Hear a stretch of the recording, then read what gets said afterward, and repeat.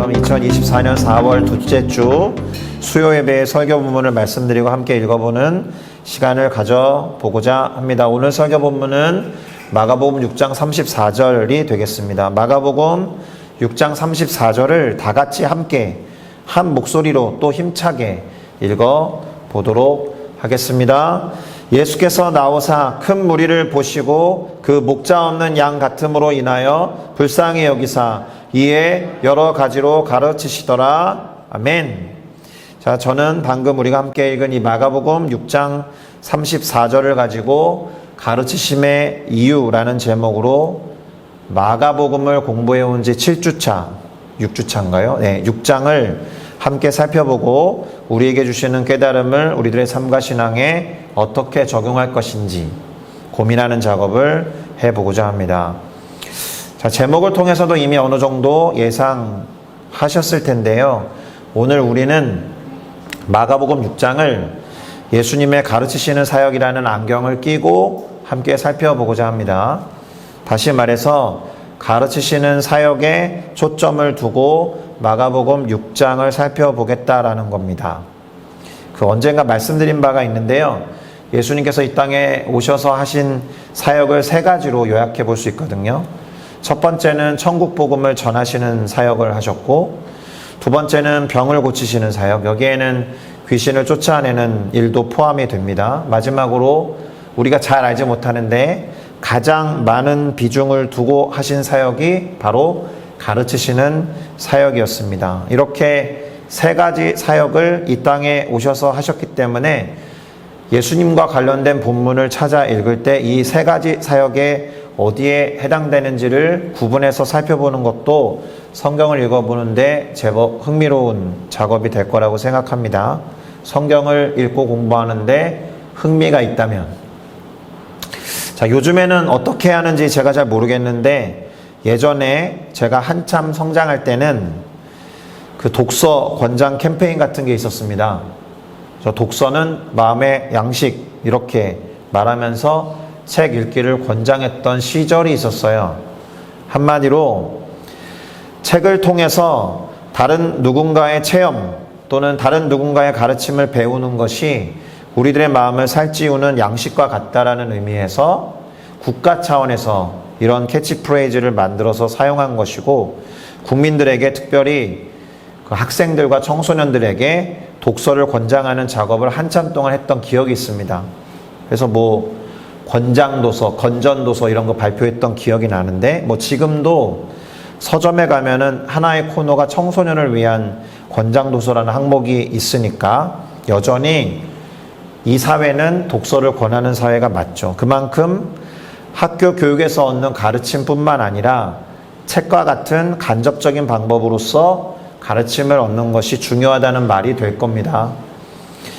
그 예수님 당시에서도 또 제가 어린 시절을 보냈던 그 수십 년 전에도 그리고 오늘날에도 가르침이나 교훈을 얻는 일은 꽤나 중요한 일이었고 사람들이 많은 관심을 갖는 영역임에 틀림이 없습니다. 자, 마가복음 6장은 안식일이 되어서 회당에서 가르치시는 예수님의 이야기로 시작해요. 그런데 예수님의 그 가르침이 너무 뛰어났던 거예요. 그래서 듣는 사람들이 많이들 놀랐다라고 합니다. 근데 문제가 있었어요. 문제가 뭐냐 하면 권위가 있다고 생각하고 그 가르침을 받아들이거나 배우면 되는 것인데 사람들이 이 예수, 이 놀라운 가르침을 주는 이 사람의 이 가르치는 권위가 과연 어디에서 왔는지를 궁금해했다라는 거예요. 이게 순수하게 와 놀라운데 너무 알고 싶다 궁금해서 던진 질문이 아니었다라는 거죠. 그 권위를 의심한다거나 부정한다거나 또는 회의적으로 보았기 때문에 의구심을 품는 질문이었다라는 겁니다. 보통은 그 사람 학위가 뭔데? 그 사람 학력이 뭔데? 그 사람 경험은 어떤 경험인데? 그런 경력은 어떤데? 라는 것 때문에 사람들이 듣는 메시지에 권위를 부여하기도 하거든요. 우리도 어떤 메시지나 정보나 뉴스를 접할 때 그것을 전하는 사람, 그 사람이 누구인지를 반드시 확인하는 경향이 있어요. 이게 이제 광고나 선전에 보면 항상 전문가 그룹이 등장하거든요. 약선전에는 반드시 의사나 약사 가운을 입은 사람이 나올 겁니다. 그리고 표창원 교수와 같은 인지도가 높은 전문가가 실제로 광고 모델로 등장하는 이유는 그 광고와 정보의 신뢰도를 높이기 위한 거죠. 그리고 자동차 관련된 부품이나 용품 광고에는 반드시 카레이서 또는 정비사 옷을 입은 광고 모델이 등장할 겁니다. 이유는 전하는 메시지나 정보나 뉴스가 권위 있게 하려는 의도에서 그렇게 하는 것이죠. 자, 예수님이 가르침을 전하시자 사람들이 놀랐다라고 되어 있지만 아쉽게도 그 가르침을 전하는 메신저, 곧 선생님으로서의 예수님의 권위를 인정하지 않았다라는 거예요. 왜냐하면 이 본문이 놓여있는 그 지역이 예수님이 자라고 성장한 고향이었기 때문에 생각보다 예수님을 잘 알아서 그렇습니다. 그래서 예수님은 마가복음 6장 4절에서 이렇게 말씀하시거든요. 선지자가 자기 고향과 자기 친척과 자기 집 외에서는 존경을 받지 못함이 없느니라. 뭐 이렇게 이중부정이 되어 있는데 선지자들은 자신들의 고향과 친척들 그리고 자기 집에서는 존경을 받지 못하고 그 외에 다른 곳에서만 존경을 받는다라는 말씀을 하신 겁니다. 그래서 그랬을까요? 그 다음 구절인 마가복음 6장 5절은 예수님께서 거기서는 아무 권능도 행하실 수 없었고 그래서 소수의 병자에게만 안수하셔서 고치셨을 뿐이다 라고 기록합니다. 물론 거기서는 아무 권능도 행하실 수 없었고 라는 표현이 예수님에게 능력이 없었다라는 뜻은 아니거든요. 오히려 행하지 않았다라는 뜻이 더 정확할 겁니다. 그 이유를 보니까 6절에 나오는데 뭐라고 기록하느냐? 그들이 믿지 않음을 이상히 여기셨기 때문이다 라고 되어 있습니다. 자, 여기에서 한 가지 포인트를 먼저 말씀드리고 다음 이야기로 넘어갈 텐데 지금까지의 전개로 볼 때 예수님께서 기적을 행하셨다거나 예수님께서 가르침을 주신 이유가 무엇인지를 우리는 엿볼 수 있습니다. 그게 뭐라는 거예요? 믿음을 갖게 하고자 그렇게 하셨다라는 거예요. 기적을 행하시거나 가르침을 주신 이유가 사람들로 하여금 믿음을 갖게 하고자 하는 목적과 동기에서 그렇게 행하셨다라는 겁니다. 물론 기적과 같은 일들은 그 사람의 필요를 해결해 주는 측면이 있었겠지만 결국 궁극적으로는 사람들로 하여금 믿음을 갖게 하고자 그런 일들을 했는데 가르침을 듣고 놀라기는 했으나 또 기적을 보고도 믿지 아니하니까 그것을 이상하게 여기신 예수님이 고향 지역을 떠나서 유대 땅의 다른 모든 마을로 두루 다니시면서 가르치기 시작하셨다라는 겁니다. 근데 여기에도 섭리가 숨겨져 있어요. 만약에 가족들, 고향, 친척들이 막 열렬히 환영하면서 권위를 인정하고 그대로 믿음을 갖게 했다라면 어쩌면 모든 촌에 두루 다니시면서 가르치는 사역이 더 뒤로 미뤄지지는 않았을까라는 생각도 한편으로는 듭니다. 자, 일단 사람들로 하여금 믿음을 갖게 하시고자 가르침을 주셨다라는 것을 기억하실 필요가 있습니다. 또 이와 같은 맥락의 말씀이 다른 성경에 기록되어 있다는 것도 우리는 알고 있어요. 우리가 많이 들어서 알고 있는 구절이 있거든요. 로마서 10장 17절인데 제가 읽어드리면서 한번 같이 확인해 보겠습니다. 그러므로 믿음은 들음에서 나며 들음은 그리스도의 말씀으로 말미암았느니라. 대단히 제가 여러 번 인용했던 구절이기도 한데요. 그리스도의 말씀, 곧 예수님의 가르침을 들으면 그 들음으로 인해서 믿음을 갖게 된다라는 거잖아요. 이 말씀의 해설은. 그쵸? 다시 말해서 이것을 조금 더 확장해서 말씀을 드리면 말씀으로 예수님께서 사람들을 가르치신 것은 그 가르침을 들은 이들이 믿음을 가짐으로써 구원에 이르게 하고자 하셨다라는 겁니다. 할렐루야. 그래서 그런 이유 때문에 믿음을 갖게 하고 구원을 얻게 하기 위해서 말씀을 전하고 가르침을 주셨어야 했다. 예수님은.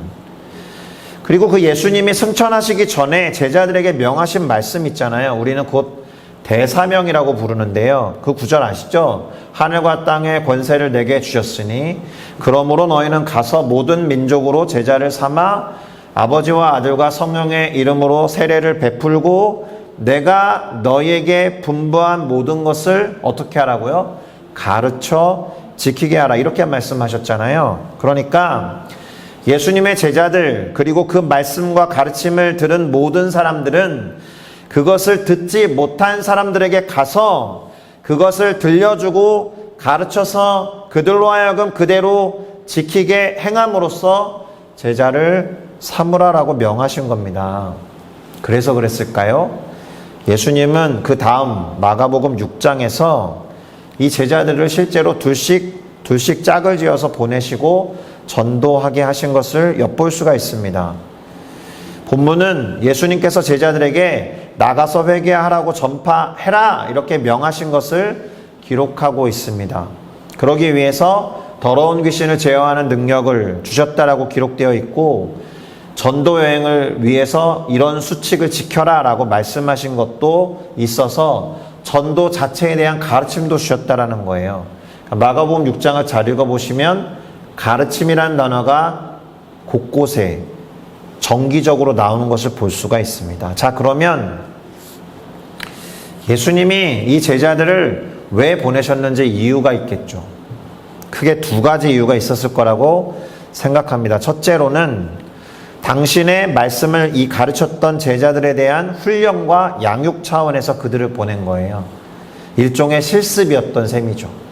그러니까 배운 것을 적용하고 실천하게 하셨다라는 겁니다. 이것이 첫 번째 가능한 이유라고 할 수 있는데 그러나 그것보다 훨씬 더 중요한 이유가 있겠죠. 그것은 이 제자들을 통해서 당신의 말씀과 당신의 가르침을 전하게 하시고 그 말씀을 들은 이들이 아까 뭐라 그랬어요? 믿음을 갖고 믿음을 가진 자들이 구원을 얻게 하고자 그렇게 하셨을 거다라는 겁니다. 실제로 제자들은 그렇게 보냄을 받아서 회개하라 이런 메시지를 전파했고 많은 귀신들을 쫓아냈고 또 병자들에게 기름을 발라서 치유를 행했다라고 마가복음 6장은 기록하고 있습니다. 심지어 제자들이 행했던 일들이 소문이 나니까 이 제자를 보낸 스승 예수의 이름이 곳곳으로 더 드러나고 전파되었다라고 되어 있는데 심지어 헤롯의 귀에까지 들려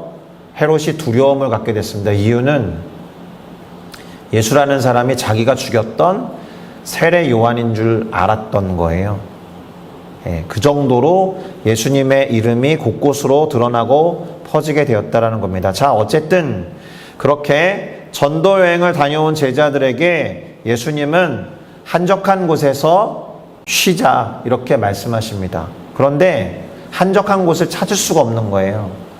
예수님 그리고 제자들을 졸졸 따라다니는 군중들이 있었기 때문에 그래서 할 수 있는 방법은 배를 띄우는 거였습니다.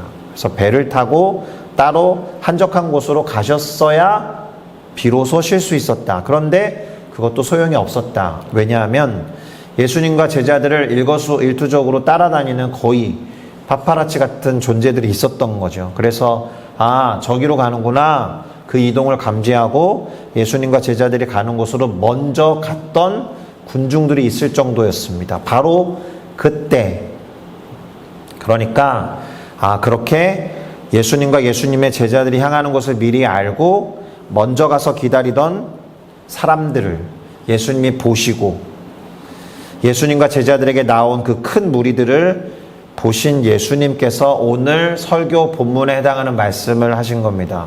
뭐냐면 그들이 마치 목자 없는 양 같은 생각이 들어서 불쌍히 여기셨고 그래서 여러 가지로 가르치셨다라는 것이 오늘 본문이 말하는 또 하나의 중요한 대목입니다. 흡사 예수님을 목자라고 생각한 거죠. 그러니까 예수님이 가는 곳에 목자가 가는 곳에 이 사람들이 졸졸졸 따라다닌 것과 같은 건데 그 모습을 보시면서 예수님은 원래 목자가 있어야 됐던 이 군중들이 목자 없는 양과 같구나라는 불쌍한 마음이 들었다라는 겁니다. 이게 두 번째 중요한 포인트인데 무엇을 짚어야 되느냐? 예수님께서 여러 가지로 가르침을 주신 이유가 뭐라는 거예요? 불쌍히 여기셨기 때문이다라는 겁니다. 왜요?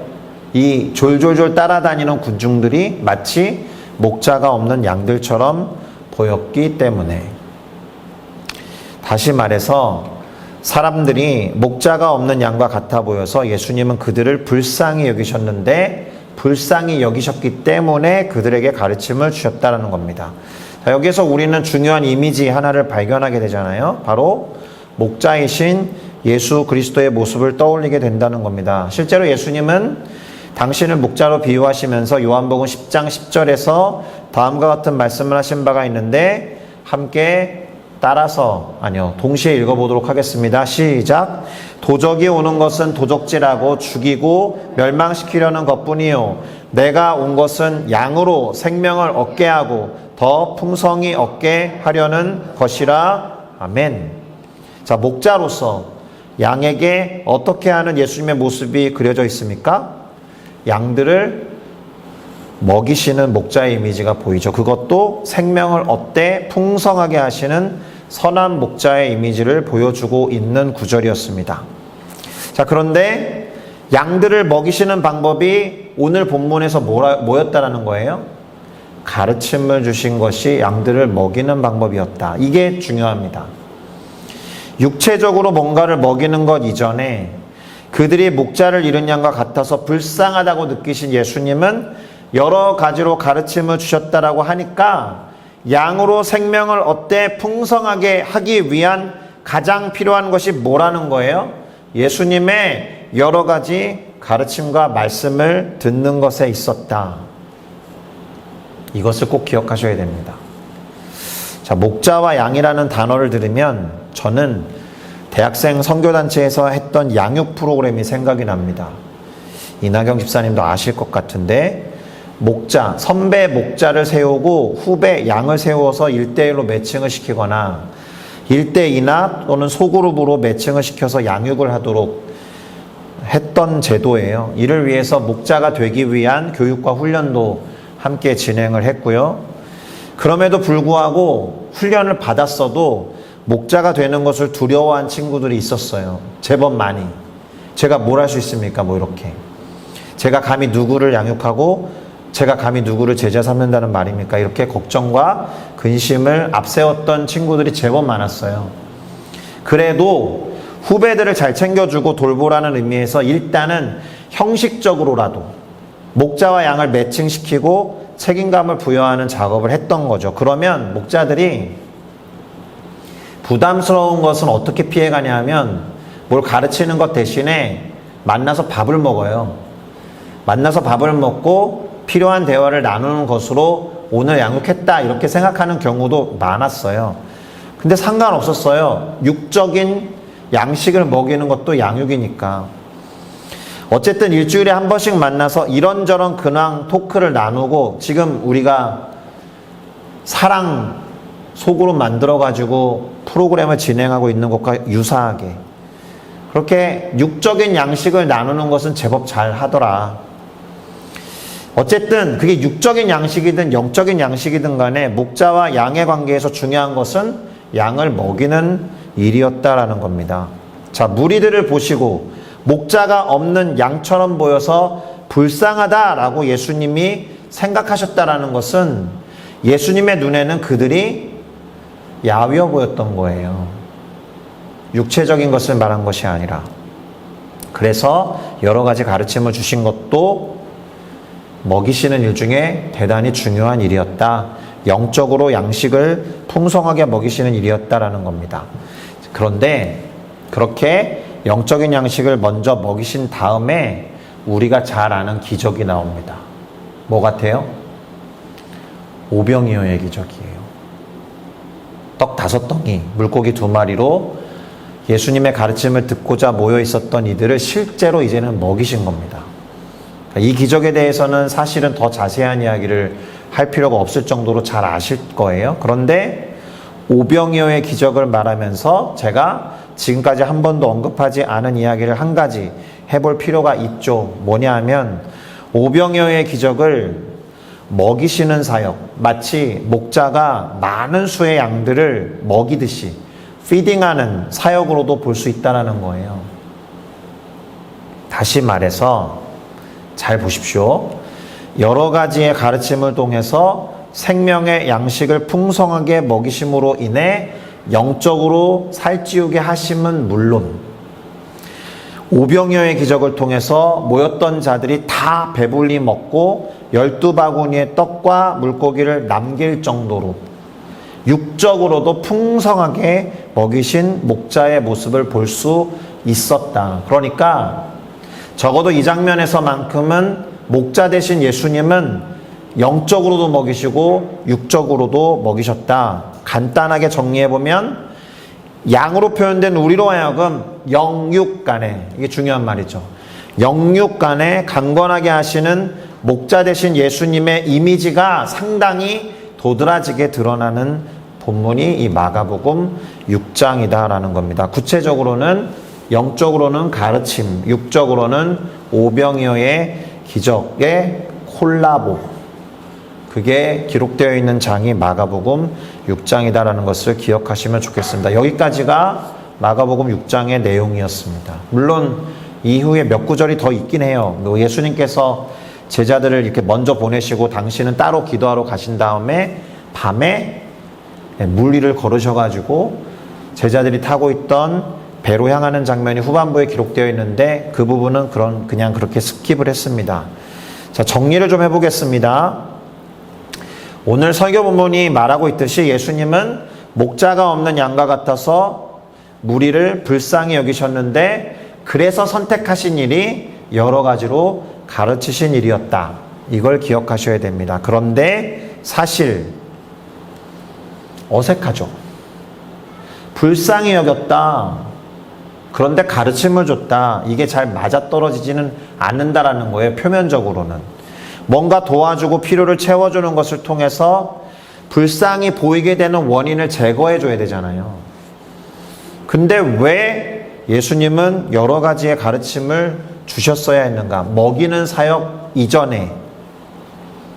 이 말은 불쌍해 보이는 이유가 영적인 필요에 있었다라는 거죠.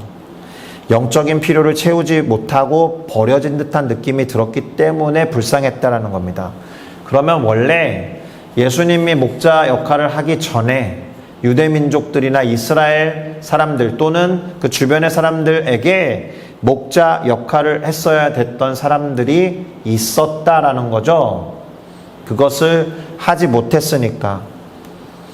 유대민족을 비롯한 인간 영혼들에게 영적인 양식을 채워주라고 보낸 이들이 있었을 텐데 그들이 그런 것에 관심을 기울이지 않고 소위 뻘짓거리를 하니까 바리새인들이나 서기관들이나 제사장 그룹이 그렇게 하지 못했으니까 많은 영혼들이 목자 없이 버려진 양처럼 보였다라는 뜻이 되는 겁니다. 저는 이 이미지를 가지고 저한테 적용을 하게 되죠. 그래서 물론 목회자가 예수님을 대체할 수 없지만 적어도 성도님들을 목자 없는 양처럼 버려둘 수는 없다라는 반성을 하게 되더라라는 겁니다. 그래서 가르침, 깨달음, 말씀이 필요했던 거예요. 마치 독서가 마음의 양식이라고 했듯이 예수님의 가르침이야말로 영적인 양식이 되어서 그것을 먹고 생명을 얻으며 풍성하게 될 수 있게 하셨던 겁니다. 그러니까 가르침을 주심은 물론 그것을 눈에 보이는 형태로 오병이어의 기적까지 행하신 것은 이렇게 연결돼서 눈에 보이는 이미지로 극대화돼서 표현됐다라는 겁니다. 자, 사랑하는 성도 여러분, 이미 누군가의 어머님이자 아버지가 되셨죠? 여기 있는 분들은 내 뱃속에서 태어난 아이가 자라고 성장함에 따라서 적절한 가르침이 필요하듯이, 그래서 교육을 의무이자 권리라고 정해놓은 거잖아요. 가르쳐야 할 의무가 있고 가르침을 받아야 할 권리가 있는 거니까요. 마찬가지로 거듭난 하나님의 자녀들도 하나님의 말씀으로 양육을 받고 성장하고 성숙해야 할 의무와 권리가 있는 거예요. 영적인 의무이자 권리라고 할 수 있겠습니다. 그런 의미에서 오늘은 설교를 이렇게 마무리하고 싶습니다. 누군가의 목자가 되어 주십시오. 누군가에게 영적인 양식을 먹여주는 목자가 되어 달라라는 겁니다. 예수님이 하신 사역을 그대로 전수받으셔서 다른 이들을 먹이고 그들이 그 생명을 풍성하게 누릴 수 있도록, 그들이 목자 없는 양과 같이 불쌍히 여김을 당하지 않도록 도와주시기를 부탁드린다라는 말입니다. 그 자신 없다라는 말씀을 하실 수도 있는데요. 잘 생각해 보세요. 아이가 태어남과 동시에 내가 준비가 됐든 준비가 되지 않았든 엄마가 되고 아빠가 되잖아요, 그냥.